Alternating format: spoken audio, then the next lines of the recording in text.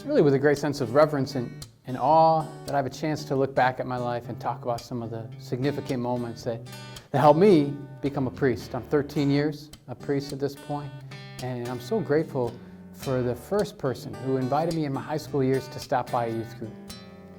Got to that youth group, got going a little bit with the flow, and was invited to go to a youth conference at Franciscan University of Steubenville. Wasn't quite sure, was happy to be there, enjoyed the conference, but was kind of hanging near the back on the fringes. And by the last morning, I was invited to go sit up front with one of the fellows in our group who was hearing impaired and needed to be near the stage. So I prayed as usual. I don't remember much different from that Mass other than sitting with my buddy. And at the end of Mass, a woman from the row behind me, total stranger to me, tapped me on the shoulder and said, "Excuse me, young man, are you thinking about being a priest?" The only thing I was thinking about was getting back with my buddies in the back of the tent and playing Frisbee, so I thought, how do I get out of this quickest? "Yes, I am." She says, "Oh, good, I'll be praying for you."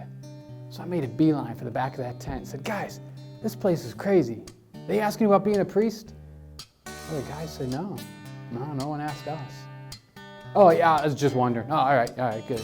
Oh boy, did that sit in my head the whole bus ride home. Lord, what was that all about? And that became my prayer. Lord, what was that all about?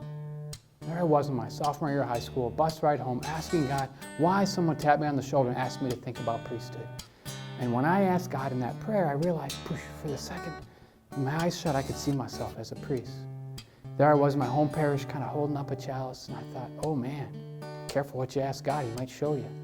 So what really started was somebody saw something in me I had not yet seen in myself.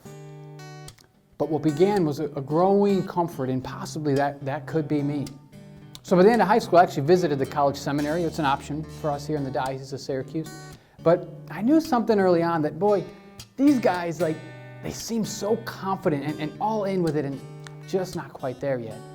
So I didn't. I headed off to college. But I was glad for the visit. I was glad I gave it a look and stayed in touch with the vocation director through college and participated in retreats when I was home on breaks. I graduated and I was working for a year. I was reading a book during that year of work. And it's the story of Father Walter Tizak, a priest who was arrested and imprisoned in Russia as he was setting out to be a missionary there. But before that, he spent a year in Poland. And when the opportunity finally came for him to enter Russia, he thought for a second, no, maybe God used my desire to go to Russia just to get me to Poland, and this is where I'm supposed to be. So no thanks, he said at first. In his book, this is page 27, paragraph 3, it sticks in my heart, I remember it so much. He said immediately he felt desolation, just things weren't right. He said, because I knew I turned my back on the only way I had ever known God's will. I realized that the reason I had chosen the college I went to and studied the theology was that I wanted to prepare for priesthood, but I had gotten away from that idea. And when my heart opened up reading that book, I thought, Lord, I'm trying to put the puzzle pieces where they want, and they're just not fitting, so I give them back to you. And immediately I felt the Lord was just stirring back in my heart. What I had put maybe on the back burner was easily and quickly relit. By the end of that summer, I called the vocation director in Syracuse and said, hey, it's me. It's been a while, but I think it's time. I think I want to apply to seminary. He said, I've been waiting for this phone call. How great is that answer? I've been waiting for this phone call. It just confirmed in me what he saw, what he had experienced as he journeyed me for those years. And so it began, the application process, the time in seminary and ordination. Just a great gift to have someone supporting me, to know that the pieces of the puzzle I was trying to fit in, forcing them in, and always had tension, were now easily falling into place. Coincidences made sense, things lined up. I was clearly where I was always supposed to be, where that woman who tapped me on the shoulder saw me one day, and I was able to be ordained. As I tell my story, though, I got to think about what happened behind the scenes, or to set up those moments that are so important to me.